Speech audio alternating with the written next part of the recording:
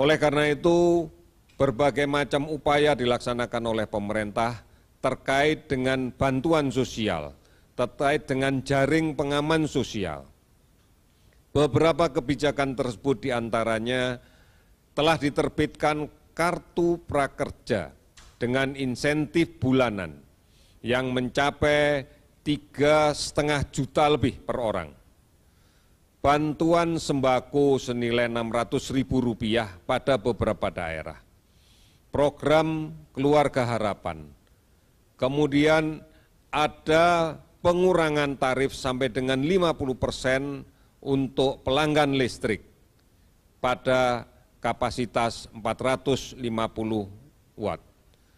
Kemudian ada stimulus kredit usaha rakyat lewat penundaan angsuran dan bunga selama 6 bulan. Bansos pada pemerintah DKI dan Jabodetabek berupa penambahan sembako senilai Rp600.000 per bulan selama 3 bulan.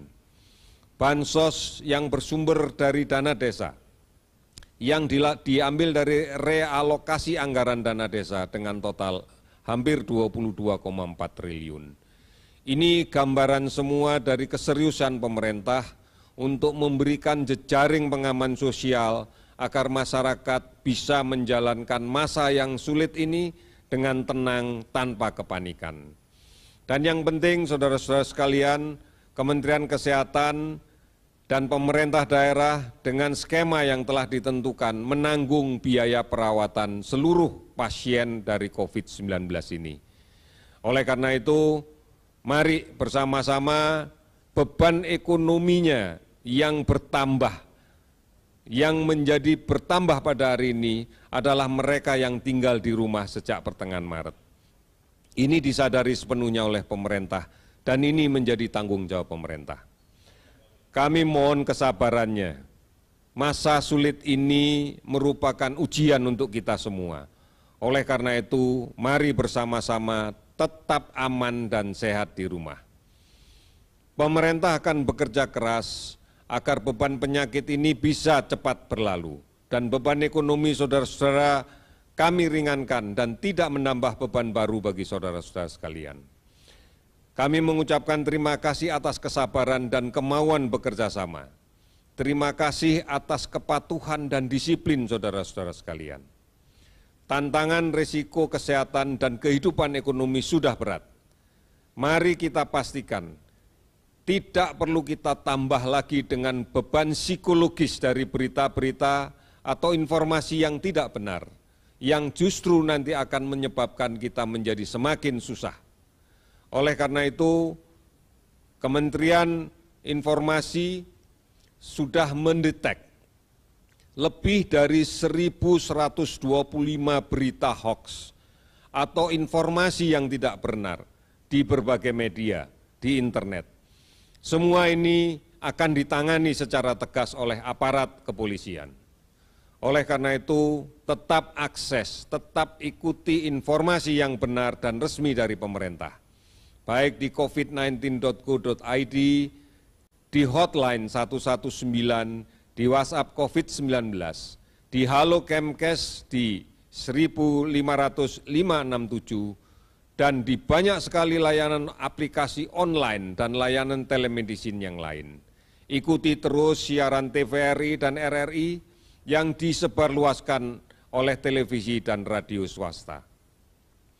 Kinerja kita pada hari ini, tanggal 15 April 2020, tanggal 16 April 2020 pada pukul 12 sebagai berikut, bahwa laboratorium yang saat ini sudah melaksanakan full kegiatannya untuk melakukan pemeriksaan, sudah lebih dari 32 lab. Yang lainnya dalam waktu dekat setelah dilakukan setting dan kemudian melengkapi sebagian peralatannya akan segera bisa beroperasi. Spesimen yang kita periksa sampai dengan saat ini sudah hampir 40.000. Kasus yang kita periksa sudah hampir 35.000. Hasil positif 5.516 akumulasi sampai dengan sekarang. Hasil negatif 29.459 sampai dengan saat sekarang. pasien yang dilaporkan ODP 169.446 orang, pasien dalam pemantauan PDP 11.873 orang, konfirmasi positif coronavirus 19 dari pemeriksaan real-time PCR 5.516 orang, kasus sembuh 548 orang, kasus meninggal 498 orang, 34 provinsi terdampak, dan 202 kabupaten kota yang sudah terdampak. Kita patut bersyukur pada hari ini akumulasi pasien sembuh di DKI sebanyak 202 pasien, di Jawa Timur 86 pasien, Sulawesi Selatan 42 pasien, Bali 32 pasien, Jawa Barat 28 pasien. Dan di provinsi yang lainnya sehingga jumlah totalnya adalah 548 pasien. Akumulasi ini dapat dipersingkat sebagai berikut: penambahan kasus positif sebanyak 380 orang, sehingga total menjadi 5.516. Kasus sembuh hari ini bertambah 102 orang, sehingga total menjadi 548 orang.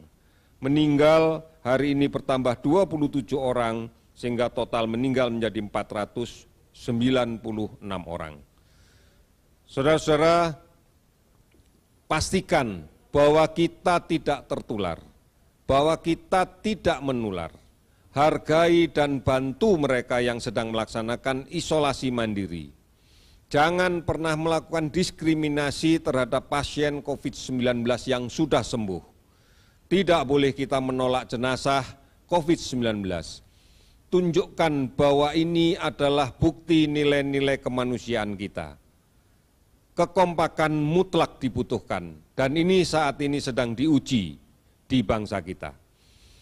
Saudara-saudara sekalian, marilah kita lawan COVID ini dengan meningkatkan imunitas diri.